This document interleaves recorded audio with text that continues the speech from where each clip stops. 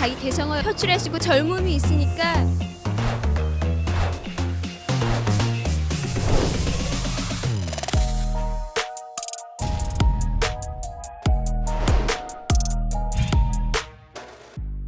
안녕하세요. 저는 경제닥터 박정호라고 합니다. 오늘은 서울을 한번 진단해 보도록 하겠습니다.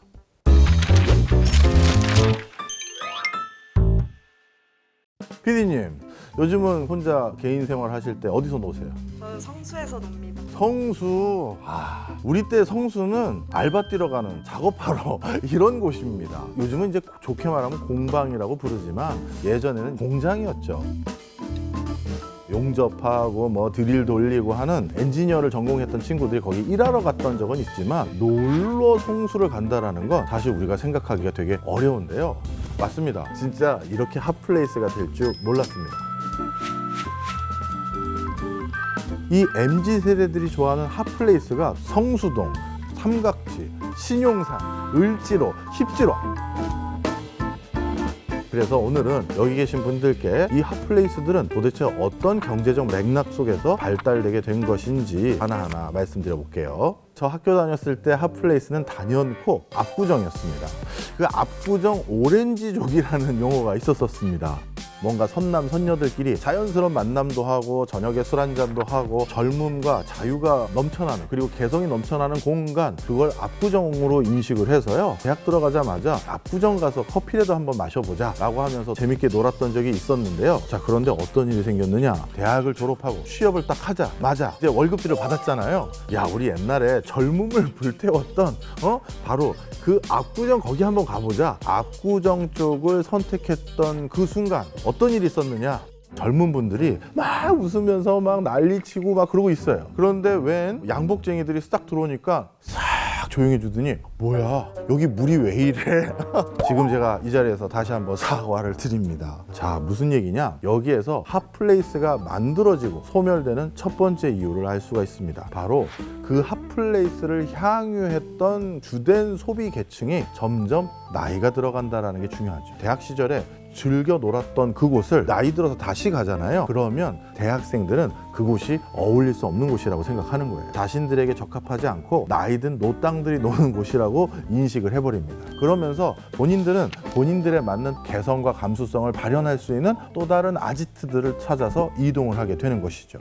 그 다음 핫플레이스가 변하는 두 번째 이유가 있습니다. 바로 젠트리피케이션입니다. 고급화지다, 이런 뜻이라고 볼 수가 있는데요. 흔히 말해서 어느 동네가 확 떠서 땅값이 급격히 오르는 현상이라고 설명하고 있습니다. 이 젠트리피케이션이 어떻게 전개되는지를 말씀드리면 핫플레이스가 변화되는 이유를 더 쉽게 설명할 수가 있습니다. 단순 거주 지역으로 활용되고 있었던 지역이 있어요. 임대료가 싸다 보니까 젊은 아티스트들, 문화예술가들, 아니면 새로운 부티크 형태의 가게를 운영하고 싶은 분들이 거주 지역의 1층이나 또는 2층을 상가 형태로 개조해서 여기서 장사를 시작합니다. 그렇게 장사를 시작한 곳들 중에서 야, 그 골목길을 가면 좀 남다른 감수성을 가진 독특한 가게들이 많아, 거기 한번 가보자 라는 심리가 형성되게 됩니다. 그러면 초창기 두세 개 이색적인 가게만 있었던 그 지역은 그 동네 인근의 소비자들만 대상으로 장사를 했다고 하면요, 이제는 그 동네가 좀 남다른 감수성과 차별성을 가진 독특한 거리가 형성됐대라는 인식이 전반적으로 형성되게 되면 많은 사람들이 모이는 공간으로 바뀌어버리게 됩니다.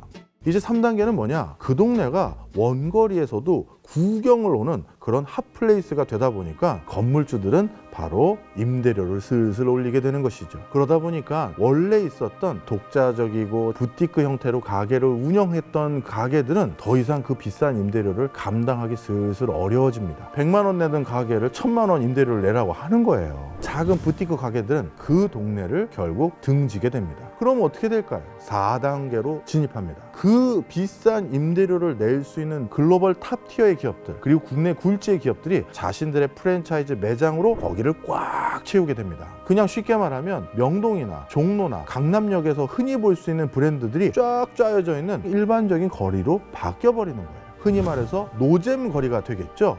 그럼 이렇게 4단계까지 오게 되면 처음에는 대기업들이 가장 사람들이 번화하는 핫플레이스이기 때문에 높은 임대료를 내고 저희가 점포 열겠습니다 하고 찾아왔죠. 그런데 이제 감수성이 살아 숨쉬는 그런 독특한 공간이 아니다 보니까 많은 사람들이 거기에 오지 않는 거예요. 그럼 어느 순간 대기업들 중에서 야, 여기는 이제 유동인구가 많이 줄었는데 우리 점포 빼자, 이런 일들이 생기게 됩니다. 그러면 다시 대기업으로 꽉 차고 높은 임대료 꽝꽝 주고 있었던 굉장한 건물들 중에 일부는 빈 공실이 생기게 되죠. 그렇게 해서 젠트리피케이션의 마지막은 그렇게 좋았던 건물주마저도 공실률이 높아져서 경제적인 유실로 이어지는 게 바로 젠트리피케이션의 마지막 4단계라고 볼 수가 있습니다. 이렇게 핫플레이스가 됐던 성수에 요즘 어떤 움직임이 있냐 하면요, 더현대 서울의 그 비싼 곳에서 팝업 스토어를 열었던 그 메이저 자본이 이제는 성수에서 팝업 스토어를 연다고 합니다. 그럼 앞으로 성수에서 우리가 자리를 빌리려면 얼마를 줘야 될까요?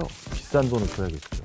그러니 슬슬 성수도 청년과 예술가와 스타트업들이 거기서 뭔가 시작해 보겠다라는 장소가 아닌 곳으로 바뀌어가기 시작하겠죠. 이제는 성수도 그 남다른 감수성을 유지하기가 점점 어려워진다라고 볼 수도 있을 겁니다. 북촌도 마찬가지입니다. 우리 한국 사람뿐만 아니라 외국인들도 북촌, 서촌, 한국의 독특한 거리 풍광을 사진에 담고 그 근처에 독특한 물건을 판매하는 곳을 성지순례처럼 다녔던 사람들이 많이 있는데요. 이 북촌에도 샤넬이 팝업 스토어를 열었다고 합니다. 그렇다면 이제 북촌에서 젊은 스타트업 CEO들은 더 이상 부스를 열 수가 없겠죠. 그러니 북촌과 서촌도 옛날 같지 않고 주춤하다라는 소리를 자꾸 듣게 되는 이유도 바로 이렇게 샤넬과 같은 곳에서나 팝업을 열 수 있는 수준까지 임대료가 급상승했기 때문이다 라고 봐도 과언이 아니죠. 그럼 교수님, 젠트리피케이션 때문에 그 메인 거리에서 밀려난 그 가게들은 그럼 다 어디로 가나요? 했었을 때 바로 이태원으로 설명할 수가 있어요.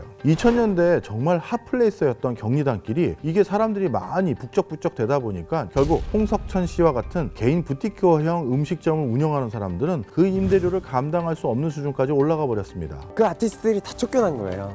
여기도 잘 되는 집이었는데 나갔네. 경리단길에서 장사를 해서 크게 대목을 쳤던 많은 가게들이 젠트리피케이션 때문에 그쪽에서 밀려나게 되죠. 하지만 그 가게들은 멀리, 예를 들어서 청담이라든가 양재천 근처라든가 아니면 종로라든가 그렇게 안 움직입니다. 왜냐하면 단골 손님들이 많잖아요. 그 단골 손님들을 계속 유도하기 위해서는 옛날 그 점포에 쪽지 하나 붙여야죠. 여기서 300m만 걸어오시면 저희 가게 있습니다. 이렇게 해야지 옛날 손님들을 계속 끌고 올 수가 있잖아요. 그래서 결코 멀리 가지 않아요. 그래서 경리단길이 주춤하니까 이태원 메인 거리, 그리고 이태원에서 가나아트센터를 바탕으로 한 위로 올라가는 거리, 핫플레이스가 계속 시프트되고 있습니다. 자, 그 다음에 가로수길도 마찬가지겠죠. 가로수길 메인 거리에서 밀려난 그 상가들이 결국 멀리 간 게 아니라 어디로 갔다?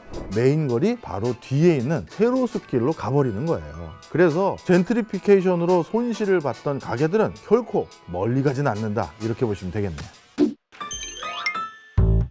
젠트리피케이션, 이것은 지극히 자연적인 현상일 수도 있어요. 어떤 동네가 갑자기 주목받지 않다가 사람들이 메어 터지기 시작합니다. 그러면 거대 자본력을 가지고 있는 큰 회사들이 들어오기 시작합니다. 그러면 선택을 해야 돼요. 높은 임대료를 계속 내가면서 내가 장사할 건지, 나는 그 사람에게 이 상권은 넘기고 다른 데로 갈 건지 선택을 해야 됩니다. 그런데 이런 흐름은 비단 우리나라뿐만 아니라 외국에서도 계속 순환되고 반복되고 있어요. 그러면 우리가 이 젠트리피케이션은 어떻게 하는 게 제일 좋으냐 하면, 이제 이 다음에 핫플레이스가 될 수 있는 곳, 아니면 이제 핫플레이스가 될 것이 딱 초입에 보이는 그런 공간에서 내가 뭔가 신규 비즈니스를 모색한다면 아주 능동적이고 효율적인 경제적 의사결정을 할 수 있지 않을까, 이런 생각을 가져봅니다. 오늘의 진단은 여기까지입니다. 여러분들은 어떠셨나요?